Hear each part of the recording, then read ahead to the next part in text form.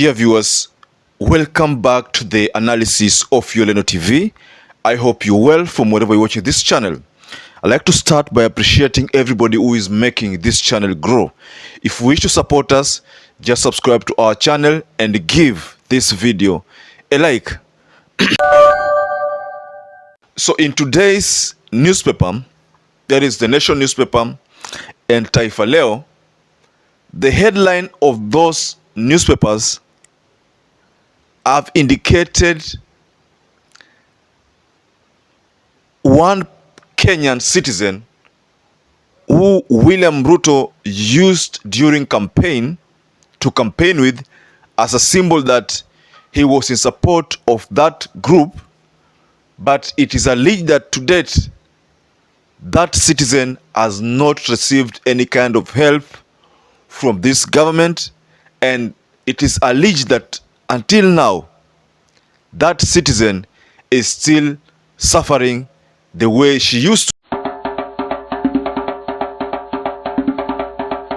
I'm talking about one mama mboga by the name Pauline Waithera, who runs a fruit grocery shop in Kiambu town.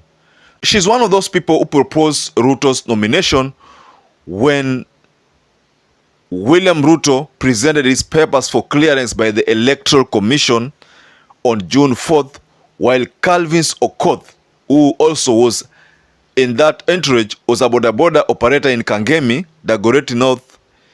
That is the person who seconded. So Pauline Waithera proposed, and then Calvin's Okoth seconded the proposal. So those two people were in William Ruto's company when William Ruto presented his papers.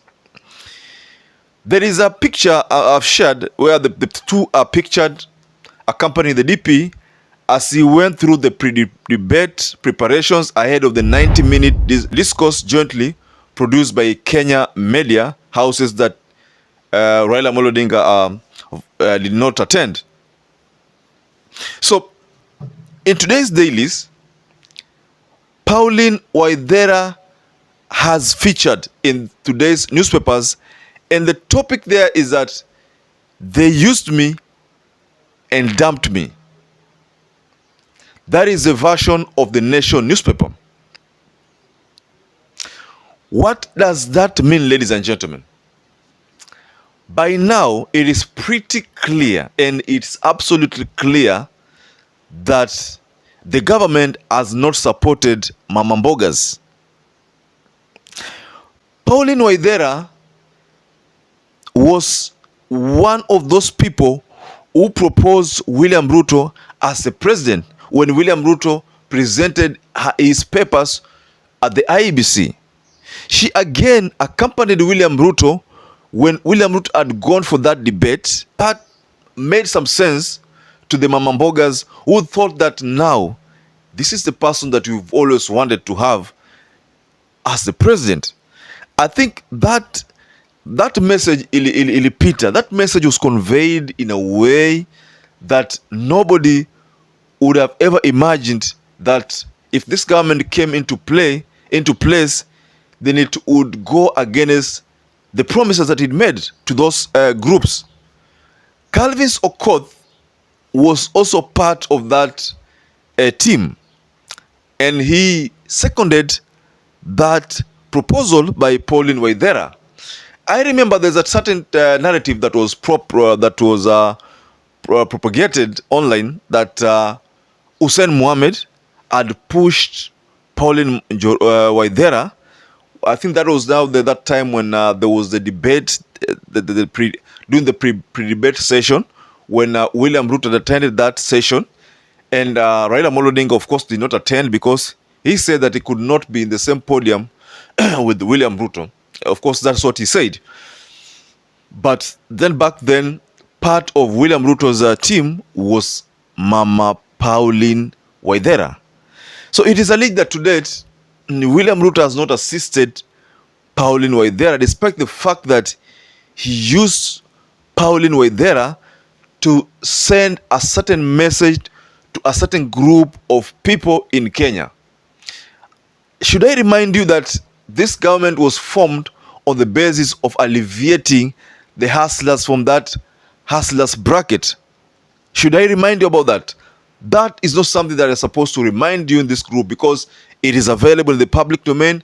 Everybody knows it, and even Joe Biden knows that that was the plan. Because, like I said in my previous analysis, Joe Biden found the hustlers movement a good thing for him, but he decided not to use it for his campaigns.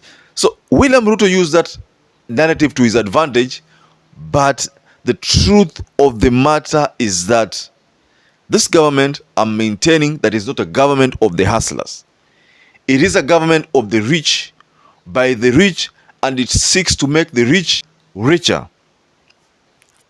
So the government has been exposed by the Nation newspaper that it has not assisted Pauline Waithera, who represented the Mamambogas.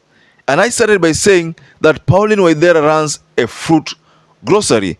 And the story of Pauline Waithera ilimshika William Ruto to an extent that William Ruto had to look for her, because he wanted to use her example to solve the predicament of social imbalance that has been compounded by lack of access to affordable credit for small and medium scale entrepreneurs. During that time also, William Ruto described Calvin, who seconded his proposal at the IEBC, that is a great friend who runs his small hustle around Kilimani and constantly gives us support in the UDA office whenever we need somebody to transport something. That's it, ladies and gentlemen. You know, politicians have a tendency of using citizens to their advantage and then dropping these citizens when it comes to helping them. One of the people that would have been regarded as one of the best ambassadors for the Mamambogas would have been Pauline Waithera, and Calvin's Okoth would have been the best ambassador for the borders. My point of focus was on this title or this article by the Nation newspaper and the TAIFA Leo, that they used me and dumped me. That is Pauline Waithera. So dear viewers, kindly tell us below the comment section what you think about this analysis and what you think about the today's newspaper article. And also I'd like to urge you to stay safe, stay blessed until you catch up again in our next analysis.